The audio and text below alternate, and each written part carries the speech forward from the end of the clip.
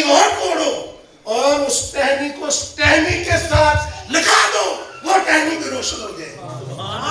یہ ان کا ایمان ہے، نسبت ہے. آقا علیہ السلام کے ساتھ جس کو نسبت حاصل ہو جاتی، جو اولیاء کرام ہے. میرے آقا علیہ السلام، اللہ تعالیٰ کے پیارے حبیب صلی اللہ علیہ وسلم نے فرمایا کہ جو مجھے میری جو زیارت کر لے گا، جو ایمان کے ساتھ میری زیارت کرے گا، اس پر آتش دوزخ حرام ہے، اس پر آتش دوزخ حرام ہے. اور پھر آقا علیہ السلام نے فرمایا اس بات پر، بات کو ختم نہ فرمایا بلکہ کیا فرمایا، جو اس کی زیارت کرے گا، جس نے میری زیارت کی اس پر بھی آتش دوزخ حرام. جو اس کی زیارت کرے، جس نے اس کی زیارت کی تھی، اس پر بھی آتش دوزخ حرام ہے. تو جو چلتے چلتے یہ جو کہتے ہیں یہ سلسلے کیا ہے، یہ بیعت کیا ہے؟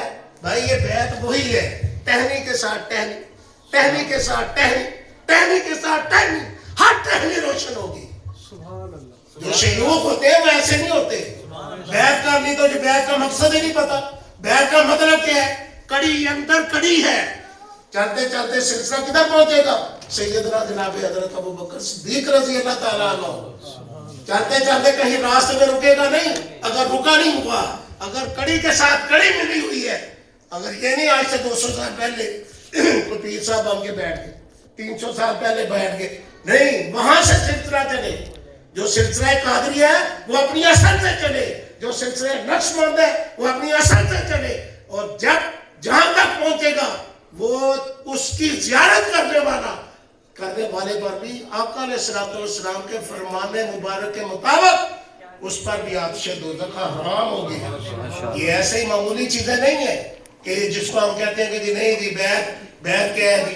آج کل کئی ایسے طبقے نکل آئے ہیں جو کہتے ہیں بیعت کو نہیں مانتے، اور وہ کہتے ہیں نہیں جی بیعت کی ضرورت ہی نہیں ہے. بیعت تو ایک کڑی کے اندر کڑی پروئی ہوئی ہے اور ٹہنی کے ساتھ ٹہنی لگی ہوئی ہے، اور جس نے زیارت کی اس کے اوپر آتش دوزخ حرام، اور جو کرتا آ رہا ہے آج بھی اس کو دیکھیں گے تو آپ پر آتش دوزخ حرام ہوگی.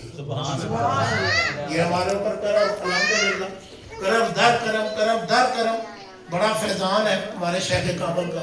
ہمارے شیخ کامل فرماتے ہیں کہ اللہ تعالیٰ جس بندے کے ساتھ بھلائی کا ارادہ فرماتے ہیں، جس بندے کے ساتھ اللہ تعالیٰ بھلائی کا ارادہ فرماتے ہیں، اس کے دل میں اپنے پیارے حبیب صلی اللہ علیہ وسلم کی محبت کو ڈال دیتے ہیں. چھوٹی چھوٹی باتوں سے پریشان نہیں ہونا چاہیے، یہ وقتی چیزیں ہیں. یہ آج ایک بندے کے پاس بڑا اللہ کا بندہ اور ہمارے آستانہ عالیہ سے فیض یاب وہ بندہ تھا، اور اس کا اپنا آستانہ چلا رہے ہیں، اپنا آستانہ وہ چلا رہے ہیں اپنے مرشد پاک کے حکم سے. وہ کہتے ہیں کہ یہ جو سلسلہ ہے نا، جو بیعت کا سلسلہ اور مرشد علیہ کریم کا سلسلہ، کہتے ہیں یہ سلسلہ تو بڑا عظیم سلسلہ ہے. انہوں نے کہا مجھے، یعنی کہ ہمارے پیر و مرشد سے ان کو کیا اجازت حاصل ہوئی ہے، اجازت ملی ہوئی ہے کہ آپ اپنا سلسلہ بھی چلائیں. تو آپ فرماتے ہیں، وہ فرما رہے تھے آج اتوار کا دن ہے، آج میں بڑا مصروف ہوں. آج مخلوق بے شمار ہمارے پاس آتی ہے، ہماری خانقاہ میں آتی ہے، اور آ کر خصوصاً جو کہ بے اولاد جوڑے ہوتے ہیں، میرے شیخ نے فرمایا ہوا ہے ان کے دادا جان کو، اور اب ان کے والد صاحب بھی وہ بھی مثال فرما چکے ہیں. اب ان کا آگے بیٹے ہیں، جنید صاحب ان کا نام ہے، وہ بیٹے ہیں. وہ کہتے ہیں مخلوق آتی ہے، اور میرے شیخ نے فرمایا ہے کہ دینے والی اللہ تعالیٰ کی ذات ہے، اللہ کے سوا کسی کو کوئی نہیں دے سکتا. ہمارے شیخ فرماتے ہیں کہ جس کو وہ دینا چاہے کوئی روک نہیں سکتا، اور جس کو وہ روک دے کوئی دے نہیں سکتا. کون؟ اللہ. اللہ جس کو دینا چاہے کوئی روک نہیں سکتا، اور جس کو وہ روک دے کوئی دے نہیں سکتا.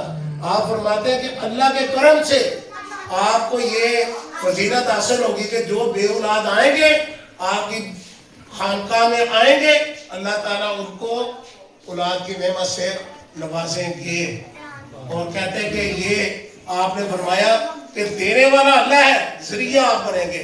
اور وہ فرماتے ہیں کہ آج تک بے شمار مخلوق الحمدللہ ہزاروں کی تعداد میں ہماری خانقاہ میں آ کر جو بے اولاد تھے، نا امید ہو چکے تھے، اللہ تعالیٰ نے ان کو اولاد کی نعمت سے محروم فرمایا ہے.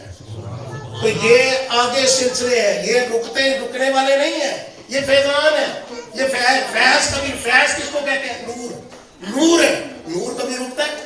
نور نہیں رکتا، یہ نور تو آقا علیہ السلام سے چلا ہوا ہے.